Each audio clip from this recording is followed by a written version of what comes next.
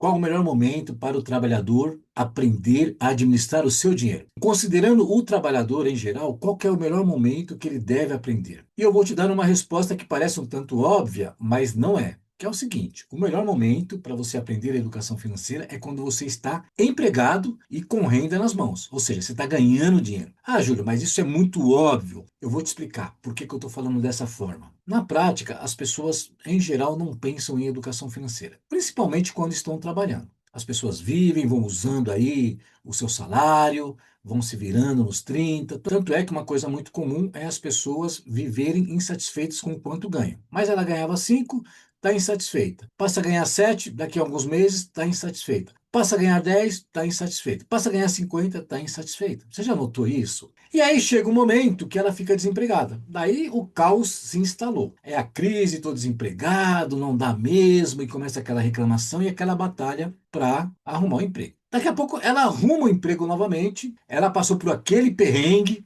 muitas pessoas, inclusive, recebeu uma rescisão e gastou tudo. Esses dias eu vi uma pessoa que ela falou o seguinte, estou lembrando agora, eu recebi uma bolada de uma rescisão trabalhista, muito dinheiro, cerca de 80, 90 mil reais. E eu tomei a decisão. Eu falei, agora eu vou viver como rica. E ela gastou toda a rescisão dela. E depois retomou para a vida normal. Vamos aprofundar essa nossa conversa. Eu disse que nós tivemos duas notícias que me inspiraram para conversar sobre isso. A primeira notícia, ela é muito boa e tem a ver com a taxa de emprego no Brasil. Olha só, o Brasil em agosto de 2025, ele atingiu o chamado pleno emprego. Nunca houve tantas pessoas trabalhando. A taxa de desemprego é de mais ou menos 5,6%, muito, muito baixa. Teve uma época aí que estava em 12%, muito desemprego. Mais do que isso, além de ter muito emprego, a informalidade caiu 40% praticamente. Ou seja, as pessoas estão em empregos formais, com seu benefício, com seu fundo de garantia, com as suas férias. E para acrescentar, a renda média dos trabalhadores aumentou.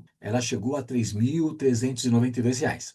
Continuando, nos últimos 6 anos foram criadas cerca de 8 milhões de vagas com carteira assinada. Agora, qual que é a outra notícia, que é o outro lado da moeda? A inadimplência das famílias aumentou em agosto. Mais de 12% das famílias estão endividadas e declaram que não vão conseguir pagar as suas dívidas. Muita gente empregada, muita gente ganhando dinheiro e aumentou a inadimplência. O ideal seria que as pessoas começam a trabalhar e uma das coisas que elas fazem é elas pagarem as dívidas, mas elas não fazem isso. Eu não estou falando isso no tom de crítica. Eu estou falando que existe um contexto de falta de educação financeira, de falta de valorização da educação financeira. Então, a pessoa retoma o mercado de trabalho, lá quando ela estava desempregada, ela fala, não, quando eu tiver um emprego, eu vou aprender a gerenciar o meu dinheiro. Mas no primeiro mês que ela começa a trabalhar, ela esquece isso e ela começa a gastar. Se bobear, ela já faz um churrasco na primeira semana que ela está trabalhando para comemorar um novo emprego. E aí ela começa novamente a entrar no ciclo de gasto, no ciclo de descontrole. Você nota que esse é um contexto cultural e natural na vida das pessoas. O fato é que, mesmo com mais empregos, salários melhores,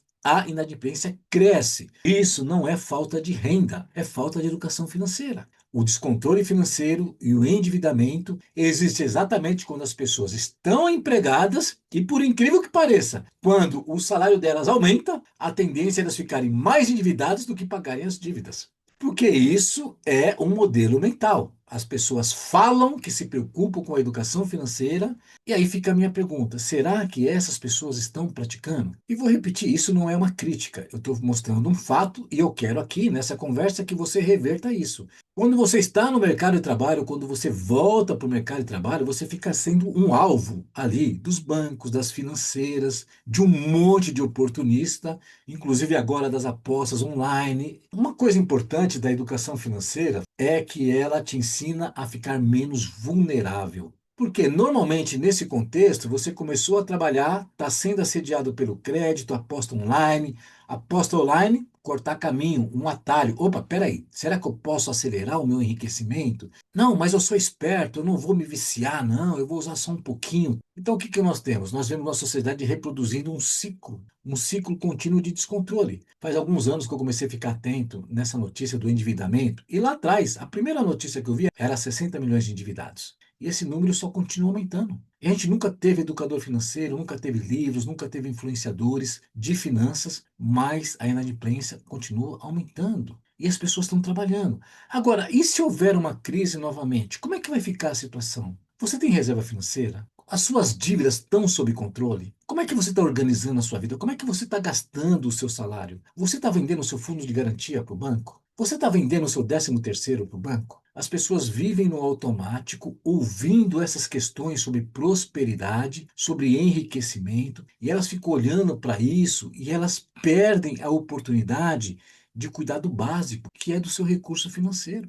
A educação financeira te ensina a cuidar com muito zelo do seu recurso financeiro, porque é a partir desse seu recurso financeiro, que é fruto do seu trabalho, que você vai ter qualidade de vida, inclusive você pode enriquecer. Mas para isso existe um contexto de cuidado, de multiplicação. Esse misticismo que existe nas pessoas de buscar sorte, de buscar questões espirituais, de buscar gurus da mentalidade, né? Você é a média das 5 pessoas com as quais você se relaciona. Não, afaste-se dos seus parentes, os seus parentes estão te atrapalhando, mude de lugar, vá morar em Alphaville e se relacione só com gente rica. Isso é baita de um misticismo, de uma crendice que muitos oportunistas colocam que não tem sentido. Isso não tem validade científica. Você não precisa morar num bairro de rico. Você não precisa se relacionar com pessoas muito ricas para você prosperar. Aliás, eu teria muitas ressalvas por isso. É uma balela de que os ricos são unidos, que existe uma integração. Eu já tomei muito calote, muito chapéu, já fui muito enganado por pessoas, inclusive pessoas com muito dinheiro. O que eu quero dizer? Não é verdade que quem tem dinheiro é muito receptivo, está ali para fazer parceria com você, sociedade. Em que mundo que você está, que você acredita nisso? Pessoas boas e más existem em todas as classes sociais. O principal responsável pelo seu sucesso financeiro é você. Não é nem a regra 80-20, é a regra 99-1. 99% do seu sucesso financeiro depende de você. Porque se você não for responsável pelo seu dinheiro, se você não cuidar das suas emoções, se você não se desenvolver, você vai se perder. Aquele 1% que são os fatores externos poderão te colocar tudo a perder. Então busque educação financeira de alguma forma. Invista, gaste o seu tempo e o seu dinheiro com educação financeira e você vai falar: foi o melhor investimento da minha vida. Quero dizer uma coisa. Não foi uma, não foi duas pessoas que já me disseram isso. Falaram assim: Júlio, foi o melhor investimento da minha vida. Tem pessoas que já me disseram: Júlio, eu queria ter te conhecido 3, 4, 5 anos.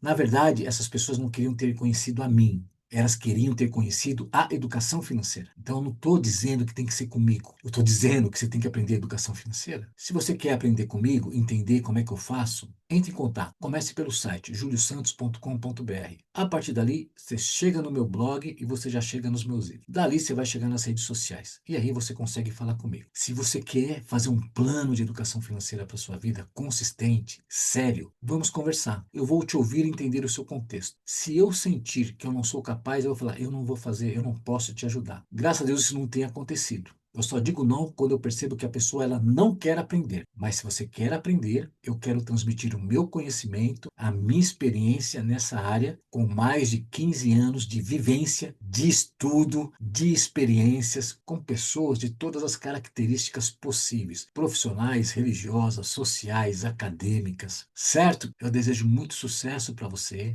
muita paz, muita produtividade no seu trabalho, muita alegria na sua família e que você esteja bem consigo mesmo. Uma das maiores riquezas que a gente pode ter é você estar bem consigo mesmo. Isso não tem prêmio na loteria, não tem aposta online ou não tem salário de estrela do futebol que cubra. Um grande abraço.